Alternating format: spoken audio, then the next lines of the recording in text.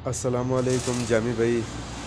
जी माशाल्लाह, ये आपसे एग्रीमेंट पर लिए गए रेबिट्स जो हैं उनके बच्चों के लिए जगह कम बढ़ गई थी, तो माशाल्लाह मैंने 6 केज बना रहा हूँ। ये बंदे लगे हुए हैं आपके सामने, ठीक है। तो ये कुछ झूठे लोग जो आपके पीछे प्रोपेगेंडे करते हैं कि आप बच्चे नहीं लेते, फलां करते हैं, ये आपको मैंने बच्चे सेल करके उनके पैसों के लिए मैंने केज बनवाए माशाल्लाह। ये ज़रा जो झूठे प्रोपेगेंडे करते हैं उनको ज़रा बताएं कि अगर वो झूठ बोलते हैं आपके पीछे, मन गढ़ंत बातें करते रहते हैं कि भाई जामी भाई ऐसे करते।